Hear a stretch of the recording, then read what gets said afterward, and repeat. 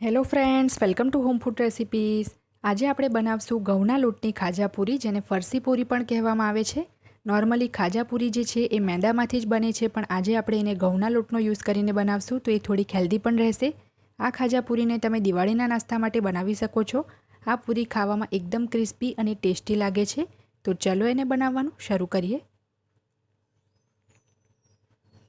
સૌથી પહેલાં એક થાળામાં આપણે 3 કપ ઘઉંનો લોટ ઉમેરી દઈશું। ગ્રામમાં 230 ગ્રામ જેટલો આ લોટ છે।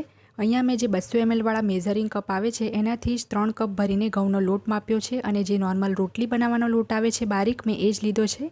1/3 કપ જેટલો એટલે કે 50 ગ્રામ જેટલો આપણે એની અંદર ઝીણો રવો ઉમેરી દઈશું। 2 ચપટી જેટલી હળદર ઉમેરીશું। હળદર અહીંયા ટોટલી ઓપ્શનલ છે, જો તમારે સ્કીપ કરવી હોય તો કરી શકો છો। સ્વાદ મુજબ એની અંદર મીઠું ઉમેરવાનું છે। 1/4 ચમચી જેટલો આપણે એમાં કાળા મરીનો પાવડર ઉમેરીશું। 1 ચમચી કરતાં થોડોક ઓછો કાળા મરીનો પાવડર છે।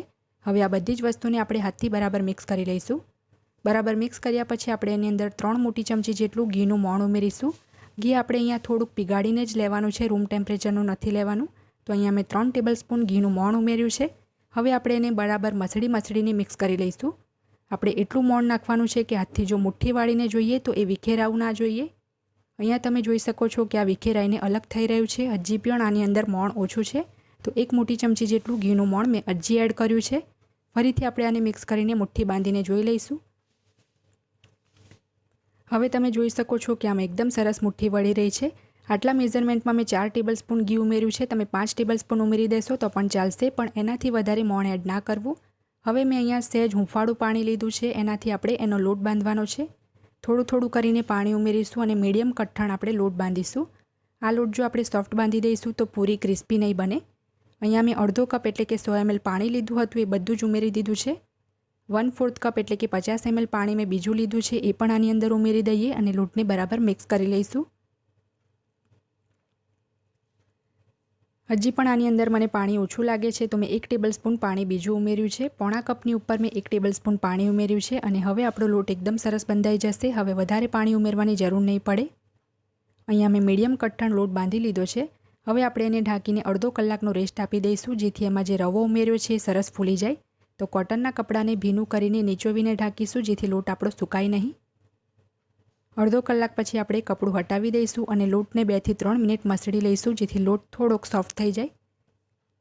હવે આ લોટમાંથી આપણે નાના નાના સાઇઝના લુઆ તોડીને તૈયાર કરી લઈશું। તો આ રીતના લુઆ તૈયાર કર્યા પછી આપણે લુઆને પણ ઢાંકીને જ રાખવાના છે, જેથી એ પણ સુકાય નહીં। હવે મેં એક પાટલી લઈ લીધી છે, એના ઉપર આપણે લુઓ મૂકીશું અને થોડીક જાડી આપણે પૂરી વણવાની છે। આ પૂરી પતલી નથી હોતી, તો આપણે એને જાડી જ વણીશું। અને પૂરી વણ્યા પછી આપણે ચપ્પુથી આ રીતના એના ઉપર નિશાન લગાવી દઈશું, જેથી પૂરી તેલમાં જઈને ફૂલે નહીં। સેમ આ જ રીતે આપણે બાકીની બધી જ પૂરી વણીને તૈયાર કરી લઈશું। તમે ચાહો તો ચપ્પુને બદલે કાંટા ચમચીથી પણ નિશાન લગાવી શકો છો, પણ નિશાન લગાવવાનું નથી ભૂલવાનું, નહીં તો જે પૂરી છે તેલમાં જઈને ફૂલવા લાગશે। તો આની ઉપર પણ આપણે ચપ્પુથી નિશાન લગાવી દઈશું। પૂરીની જે થિકનેસ છે એ પણ હું તમને નજીકથી બતાવું છું કે કેવી છે। તો આટલી જાડી આપણે પૂરી વણવાની છે આ રીતની। અહીંયા મેં થોડીક પૂરી વણી લીધી છે। હવે આપણે એને ફ્રાય કરી લઈએ। તેલ મેં પહેલેથી જ ગરમ કરવા મૂકી દીધું હતું। જ્યારે તેલ બરાબર ગરમ થઈ જાય ત્યારે આપણે એક એક કરીને પૂરી તેલમાં ઉમેરીશું અને ધીમા તાપે એને ફ્રાય થવા દઈશું। જો તમે ફાસ્ટ ફ્લેમ ઉપર કે મીડિયમ ફ્લેમ ઉપર આ પૂરીને ફ્રાય કરશો તો એ જલ્દી લાલ થઈ જશે, પણ ક્રિસ્પી નહીં થાય। એટલે ધીમા તાપે જ આપણે એને ફ્રાય થવા દેવાનું છે। એમ પણ આપણે એમાં ઘઉંનો લોટ ઉમેર્યો છે, તો આ પૂરી જલ્દી લાલ થઈ જાય છે। એટલે વચ્ચે વચ્ચે હલાવતા રહીને આપણે એને લાઇટ બ્રાઉન થાય ત્યાં સુધી ફ્રાય થવા દઈશું। 6 થી 7 મિનિટ પછી આપણી પૂરી એકદમ સરસ ક્રિસ્પી અને લાલ થઈ ગઈ છે। તો આપણે એને ઝારાની મદદથી એક ટિશ્યુ પેપર ઉપર બહાર કાઢી લઈશું, જેથી જે એક્સ્ટ્રા તેલ છે એ નીકળી જાય। સેમ આ જ રીતે આપણે બાકીની પણ બધી જ પૂરી ધીમા તાપે ફ્રાય કરી લેવાની છે। જો તમારે આ પૂરી મેંદામાંથી બનાવવી હોય તો એની રેસીપી પણ મેં પહેલાં જ ચેનલ પર બતાવેલી છે। વિડીયોની નીચે ડિસ્ક્રિપ્શન બોક્સમાં એની હું લિંક આપી દઈશ, જેથી તમે જોઈ શકો। તો 5-7 મિનિટ પછી આ પૂરી પણ આપણી ક્રિસ્પી થઈ ગઈ છે, તો એને પણ આપણે બહાર કાઢી લઈશું। એકદમ સરસ ક્રિસ્પી પૂરી બની છે। તમે પણ આને નાસ્તા માટે ચોક્કસ બનાવજો।